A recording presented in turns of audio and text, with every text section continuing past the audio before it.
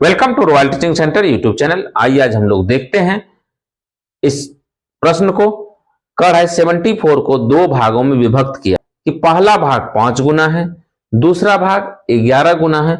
इस दोनों भाग को यदि जोड़ दिया जाएगा तो योगफल 454 प्राप्त होगा। ठीक है, तो दोनों संख्याएं कौन सी है, किस रूप में संख्या बटी है। अब 74 है तो कह रहा है 74 को दो भागों में बांटना है। इससे पहले जो है कि आप यह समझ लें कि यदि किसी दो संख्याओं को जोड़ना हो और उसका मान कोई धनात्मक संख्या हो तो कैसे उस संख्या को जोड़ा जाता है। यदि कहा जाए कि दो संख्या का योगफल 5 है, ठीक है, तो आप कुछ भी जोड़ लेंगे, 1 + 4 2 + 3 कुछ भी, लेकिन चर रूप में कैसे होगा।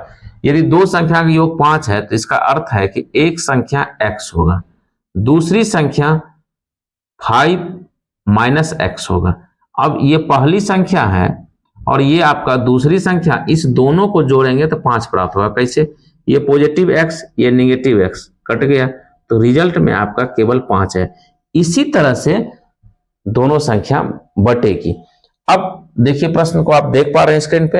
अब 74 जो है, यहां से 74 इसको दो भाग में बांट देना है। ठीक है, अब इसको दो भाग में इस तरह से बांट देंगे तो पहला भाग निकलेगा और दूसरा भाग निकलेगा। बेसिक मेथड को अच्छी तरह से समझें। ठीक है, पहला भाग कह रहा है 5 गुना, ठीक है, तो पहला भाग क्या हो जाएगा, x हो जाएगा, तो ये x हो गया। दूसरा भाग क्या हो जाएगा, 74 - x हो जाएगा। और यह जो है कि इस दोनों भाग को जोड़ना है, जोड़ करके प्रश्न में जो संख्या दी गई है, ठीक है, ये पूरा होगा, दी गई संख्या।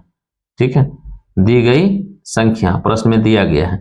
तो अब जो है कि ये 11 गुना है, ठीक है, बराबर, और यह जो है कि आपका 5 गुना है।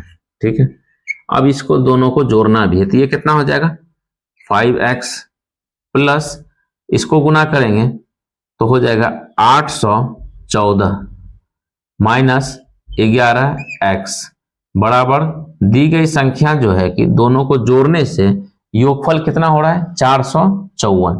तो ये 454 रख देंगे। ठीक है, क्योंकि यहां बराबर लगा दिया गया तो यहां भी रख सकते हैं। अब इसको हल कर लेंगे, ये प्लस 5x माइनस 11x तो माइनस कितना आ जाएगा, 6x। ठीक है, बराबर हो जाएगा 454 माइनस 814 तो -6x बराबर, इसको घटा लेंगे। ठीक है, तो इधर से 0 हो जाएगा, 11 में 5 6, 7 में 4 जाएगा 3, लेकिन माइनस का चिन्ह रहेगा, माइनस माइनस कैंसिल हो गया, 6 से 60 बार में ये कट जाएगा। तो x का वैल्यू जो निकला यहां से, ये x बराबर कितना आ गया आपका, 60। ठीक है, x का वैल्यू हो गया 60। अब इसमें से ये पहला भाग निकल गया, दूसरा भाग क्या कह रहा है, दूसरा भाग 74 माइनस x है, तो 74 में से 60 को घटा देंगे तो बराबर कितना आ जाएगा, 14। इसका मतलब संख्या जो निकला वो निकला 60 और 14। ठीक है, आपका ऑप्शन में भी ये दिया गया है, यही आपका आंसर हो गया। ठीक है, ये जो है कि हम लोग M1 मेथड से इसको देख लिए। ठीक है, पुनः एक बार समझ लें, दो भाग में इसको बांट दिए 74 को, एक भाग x हो गया, एक दूसरा हो गया 74 - x। इस दोनों को अगर जोड़ेंगे तो 74 ही पूरा होगा। इस एग्जाम्पल के तहत एक भाग हो गया x और दूसरा भाग हो गया 74 - x। ये x कैंसिल हो गया तो बचा क्या, 74।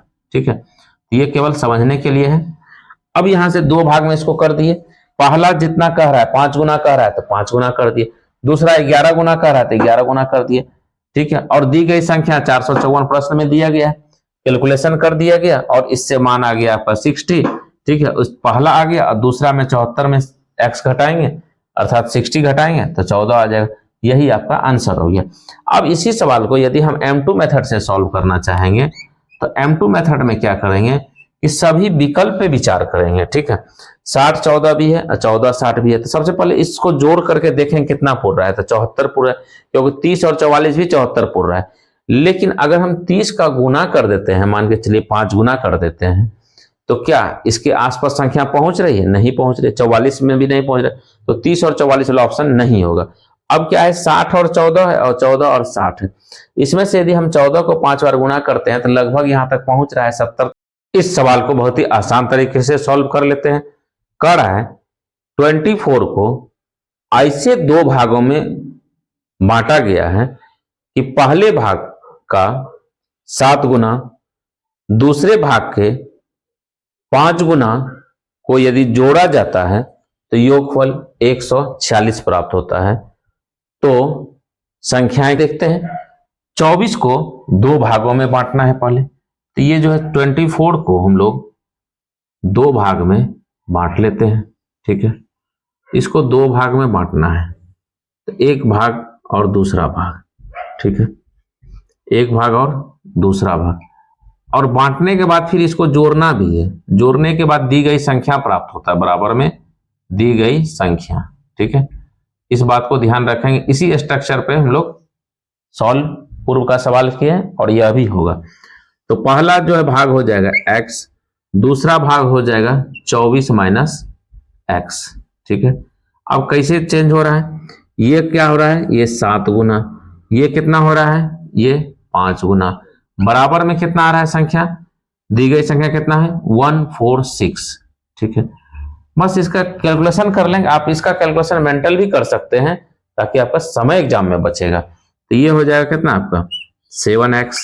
ठीक है, आप इसको प्लस 24 गुना 5 120 माइनस 5x बराबर 146।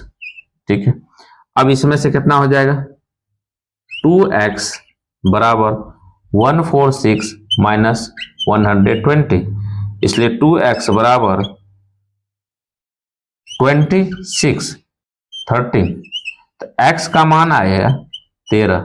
ठीक है, अब यहां से 2 संख्या है, एक तो निकल गया, अब दूसरा निकालना है। तो x बराबर यदि 13 आ गया पहली संख्या में, तो दूसरी कह रहा है 24 माइनस x।